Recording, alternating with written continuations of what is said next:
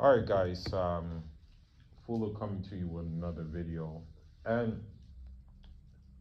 you know, I hate to say it, but when it comes to the algorithm of social media, it's unfortunate that you're bombarded by things that you don't want to see.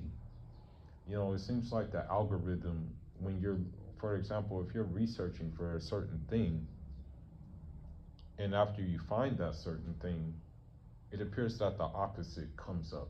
You know, and it appears that now enters your algorithm. And I think I have to take accountability on this matter for the simple fact that, when I see these things, when I see these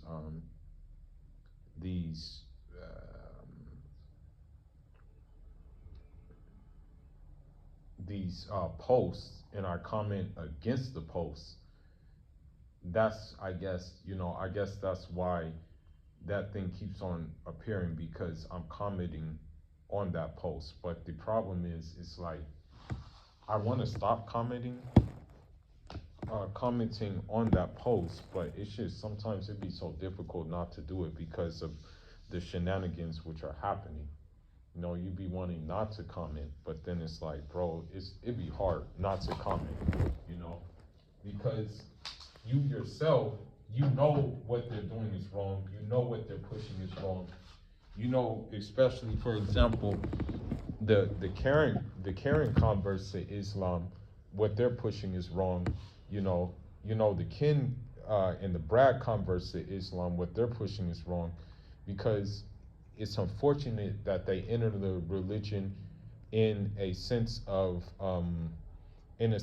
superiority because of the people of their people's history, and basically, even right now, what's going on in the world right now, in terms of their people. So I just got done watching something, and, you know, according to Islam, we believe that, Jesus, upon him be peace, is going to return. We also believe that, the anointed one, Imam Mahdi, upon him be peace, is going to return, and things are going to be set aright. We believe this. I had to research more because some of my teachers are Sudanese. May Allah preserve them. Some of my teachers are Mauritanian. And some of my teachers are Nigerian and Senegalese as well. Now, I'm not saying that I'm some kind of like knowledgeable person. I'm not saying that. What I'm saying is that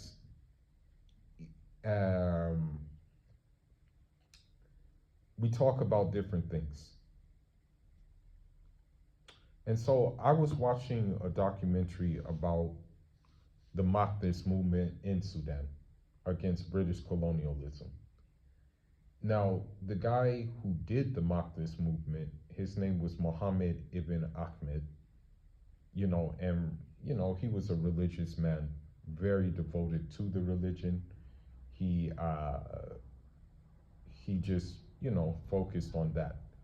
Now, the thing about this man is, I guess he was intoxicated with the idea of Mahdiism. Like, so the thing is, he proclaimed himself to be Mahdi, but many of the ulama disagreed with him being the Mahdi. And also, the Mahdi is supposed to set order to all of the world, not just like a small portion of it. He was prepared to do that, but unfortunately he died. He got ill and died. I think he died at 44. He died of an illness. I don't know what kind of illness it was, but he died of an illness. Now, keep up with me. I know it's kind of slow what I'm talking about, but Um,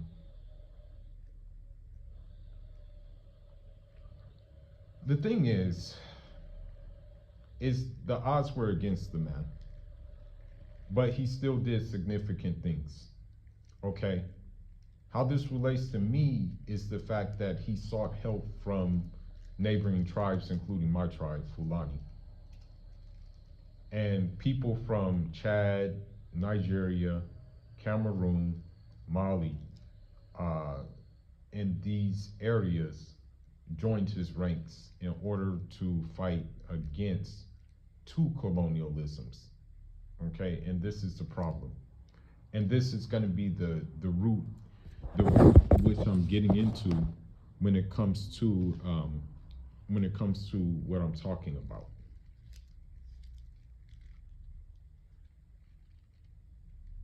The colonialism he had to fight against was not only European colonialism, but he had to fight against Egyptian Ottoman colonialism on behalf of European colonialism. So that means that guys who were Muslim by name, he had to fight against as well. Again, it goes back to being a house nigga, you know. He had to fight against these people, right? Now, he succeeded in the fight in a lot of ways, you know. What he did is he kind of consolidated all of Sudan, and he was prepared to consolidate Egypt as well. But yeah, he took L's along the way. Don't get it twisted. I mean, he had to fight these British, and also he had to fight some German. I want to say he had to fight some German, you know, conscriptions as well. And he also had to fight again the Anglo-Egyptian, you know, the Anglo-Egyptian Ottoman. But he succeeded at it, you know. I mean, he put belt to ass to all of them, took back the capital of Khartoum. But of course, the mission wasn't finished. He fell ill. Now,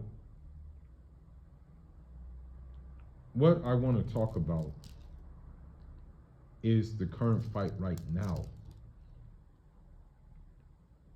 And the reason why I relate the current fight right now is because in the gender war, right? And right now, since I'm living in, like, I'm out the West completely for good, you know, finito. Since I'm out of the West completely for good and I'm, you know, basically building from scratch again,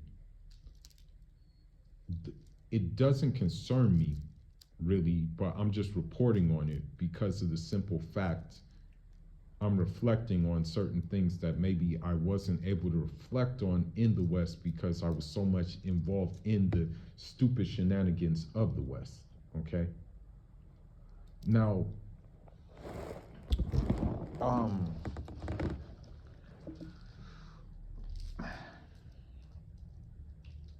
I bring the Mahdi up.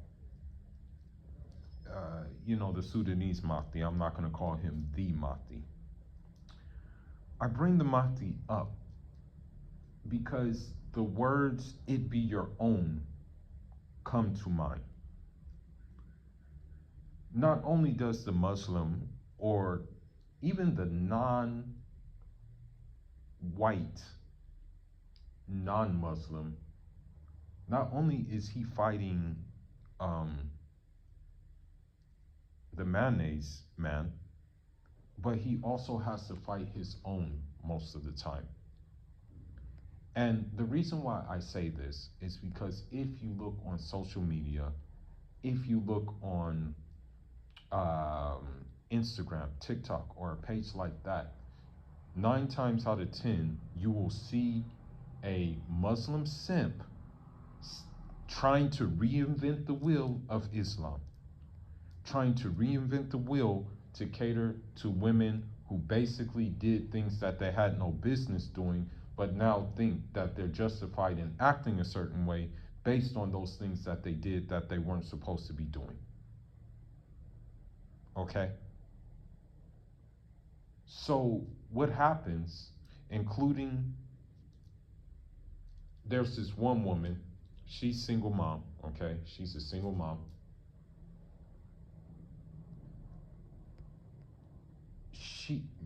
She has no haya at all, showing her daughter online and all types of craziness, right? She says that while men, while like imams may blame women for their circumstances, she goes and twists it and says that it's the men's fault, and then you have men agreeing with it. You have Muslim men agreeing with it. You have Muslim men supporting it. You have Muslim men cheering her on. So then you have to ask yourself, okay, what side are you on, bro? What side are you on? Even the verse with polygamy, okay? They like to try to manipulate this verse.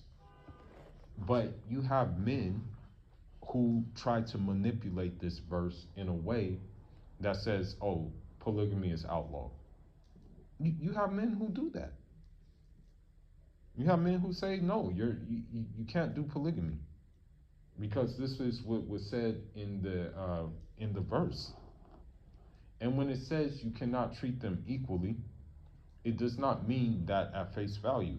It means that some things are out of your control, and you just control what you basically can do in terms of equity. That's what that verse means. It does not mean that, oh, since you can't treat them equally, you're not allowed to do it. No, it means that the things that you control them. The ones that you can't control, they're out of your control, which includes her mood swings, which includes her the jealousy between the wives and things like that. Okay, that's what that means. So, with this being said, the one who's sincere, this is what I'm going to say, the one who is sincere,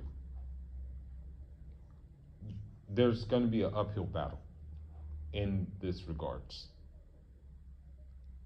Originally, I wanted to go sit down with some teachers in Sudan, but I can't do that because of the very thing that I'm talking about right now. And that is the unfortunate fact that when you have, and the thing is, this is one thing I will say, Europe, the Anglo-Saxon, the Celt, the Germanic person will never take accountability for the mess they cause and the effects of the mess they cause. They scream about immigration, but yet they don't look at what their countries are doing in the places where these people are coming from. Furthermore, then you have people who, are trying to become like house niggas, thinking that by being a house nigga, they're somehow going to win brownie points. And it's unfortunate that Muslims fall into this. A lot of male Muslims fall into this. Okay? So, while it's not on the scale of what the Mahdi of Sudan went through, it's not on that scale. He had to do physical armed struggle. I mean, if left up to me, I can't really say it online, but that would be something that I would have initiated a long time ago with these people, because that's all they understand, bro. It's the only thing they understand.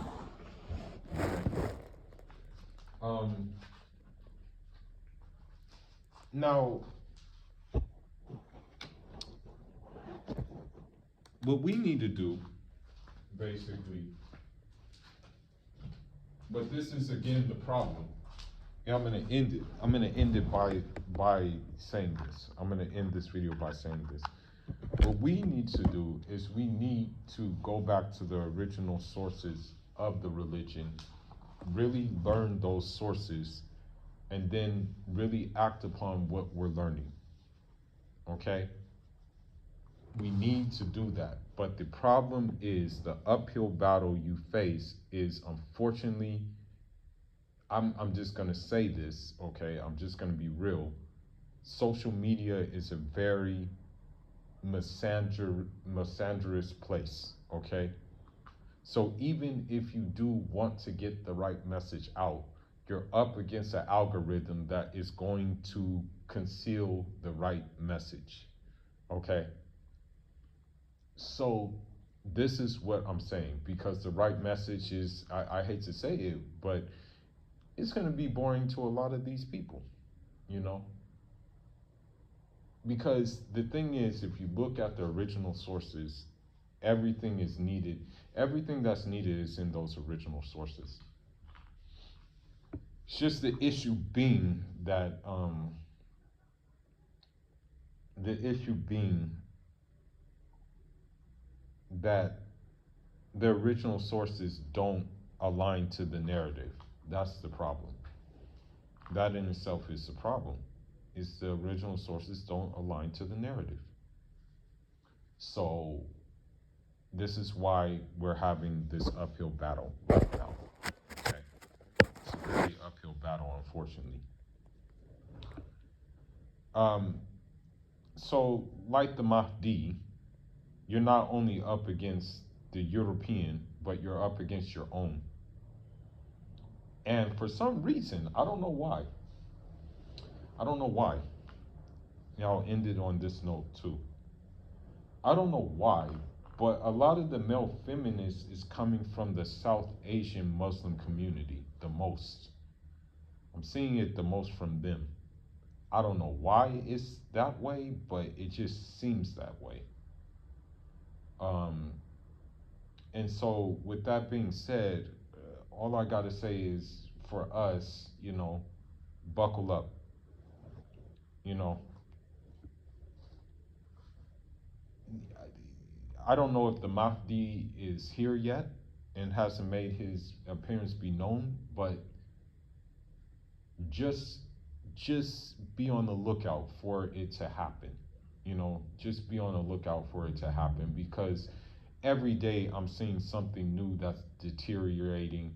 Every day I'm seeing something like, for example, there was this one Karen convert that tried to justify being mischievous, being sneaky, being this, because she said Aisha, the wife of the Prophet, alayhi salatu salam, was mischievous and sneaky.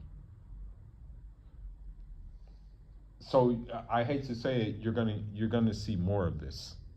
It's a bad thing, but you will see more of this, and I know it's gonna be a hard fight, but you must stay diligent and you must stay vigilant in this fight, no matter what they call you. But with that being said, I hope this message helps you, reaches you, and as many said, La Luta Continua. Fuller signing out. Njarama.